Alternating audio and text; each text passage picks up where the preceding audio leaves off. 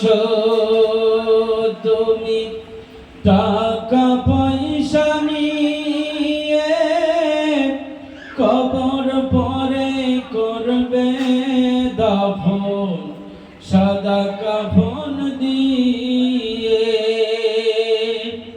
আর যাইবে তুমি খালি হাতে, যাইবে তুমি খালি হাতে, তোমার থাকবে পড়ে সবই,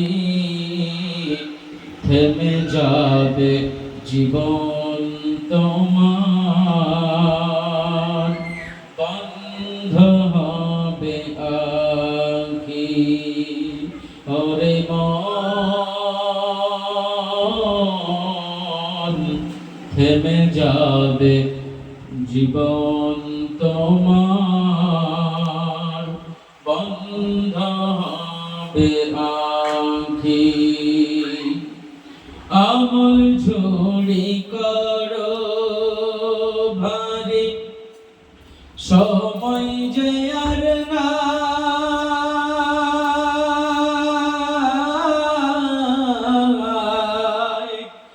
আমল ঝুড়ি করো ভারী, সময় যে আর নাই। মরণ পাখি দিলের ডাক, রবে না উপায়।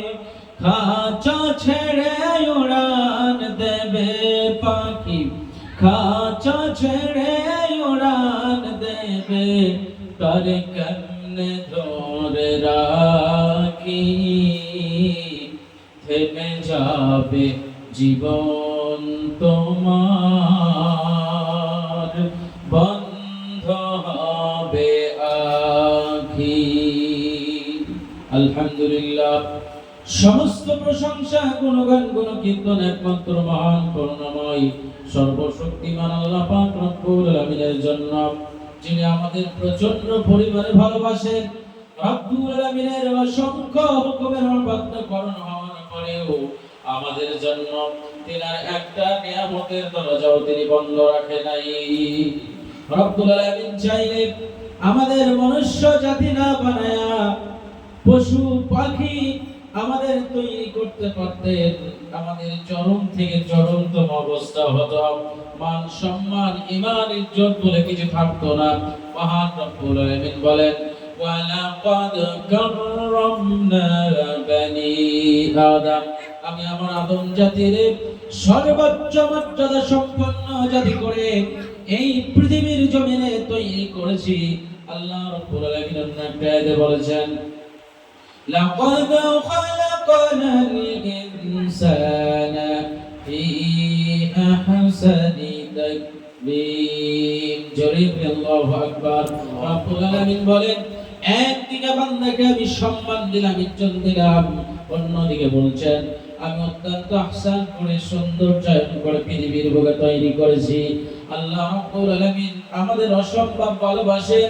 পৃথিবীতে মানুষ নাফরমানি করতে করতে নাফরমানির সীমা যখন অতিক্রম করে যায়, পাপের স্বর্গরাজ্যে ডুবে যায়, এমন একটা সময় আসে নিজের ভুল বুঝতে পেরে অনুতপ্ত হয়, পরিতপ্ত হয়, রব্বুল আলামিনের দরবারে নিজেকে সমর্পিত করে দুই চক্ষুর পানি ছেড়ে দিয়ে যখন কান্না করে, রব্বুল আলামিন আমি পাপী বান্দা, অনেক পাপ করেছি, অনেক গুনাহ করেছি, কিন্তু আমার পাপের চাইতে আপনার রহমত, আপনার দয়া অনেক বড়।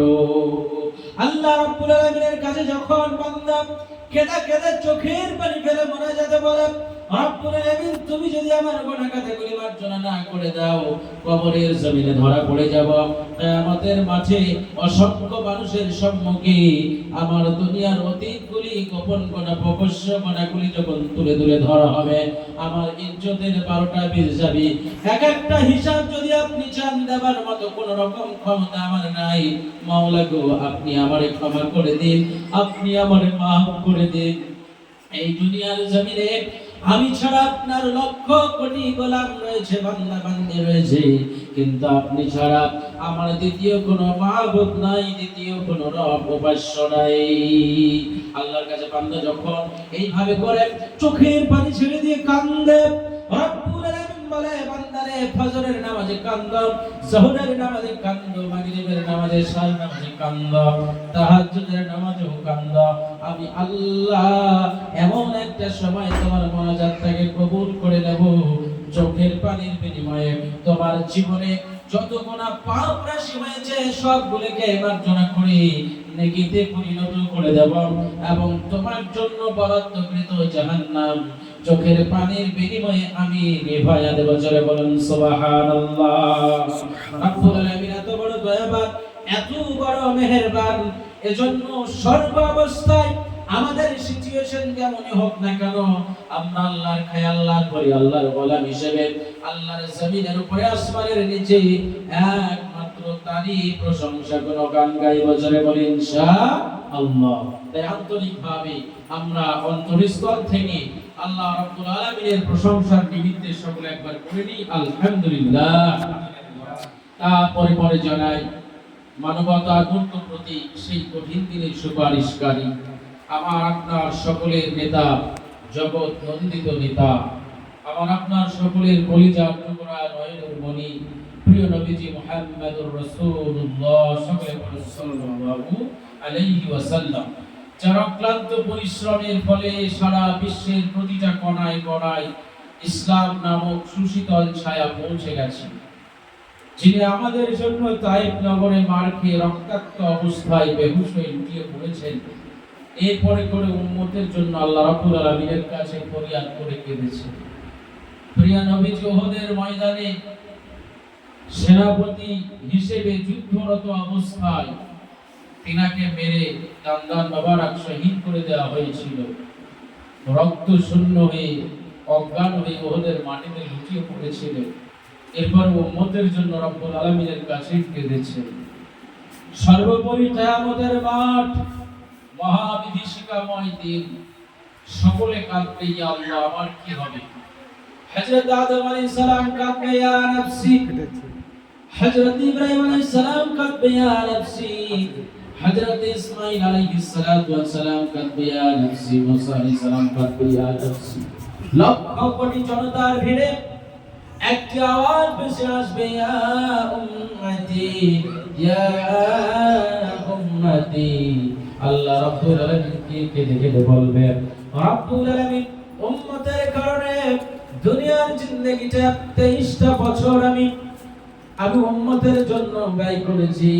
আজকে কিয়ামতের মাঠে আমি তাদের নেতা, আমি তাদের প্রতিনিধি, আমি পয়গম্বর, আমি যাব জান্নাতে, আর আমার অসংখ্য উম্মত চলে যাবে জাহান্নামে।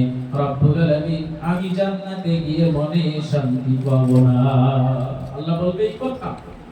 ও আমার হাবিবুল্লাহ, আমার রাসূলুল্লাহর কোন ফরিয়াদ রব্বুল আলামিন তিনি ব্যাগ দেন না, ঘোড়ায় দেন না। আল্লাহ রাব্বুল আলামিনের কাছে যখন কেঁদে কেঁদে সুপারিশ করবে, মাবুদ আমার উম্মতকে আমার জীবনের চাইতে বেশি ভালোবেসেছি, এই উম্মতের সঙ্গে না আমি জান্নাতে যাব না। আল্লাহ রাব্বুল আলামিন বলবে, আজকে এই হাসরের মাঠে আপনার যত উম্মতানি রয়েছে, যারা আপনাকে কলিজা দিয়ে ভালোবেসেছে, যারা আপনার সুন্নতের পাবন্দি করেছে, যারা আপনাকে নেতা হিসাবে, আইডল হিসাবে মেনে জীবন পরিচালনা করেছে, তাদেরকে বেছে বেছে নিয়ে আমার জান্নাতে চলে যান। একবার জোরে সরে বলি সুবহানাল্লাহ, জোরে বলি সুবহানাল্লাহ। ধন্য হয়েছি মোরা, ধন্য মোদের প্রিয় নবীজির জন্য। বক্সের মুখটা করে দিয়েছি, এখানে কানে আওয়াজ আসছে, এই সুযোগ তাও একটু আসবে, একটু ঘুরে দাও, ওই থেকে দিয়েছি। ধন্য হয়েছি মোরা, ধন্য প্রিয় নবীজির জন্য, তোমারি চরণে হাসরেতে দিও মোরে ঠাই। যদিও আমি যেন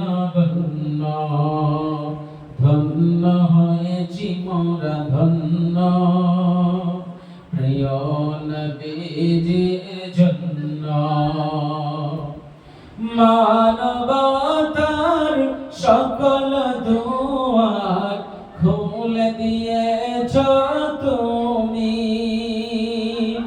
ভালোবাসায় শ্যামল করে সাহারার মরুভূমি, এতিম মিসকিন বিধবারা, এতিম মিসকিন বিধবা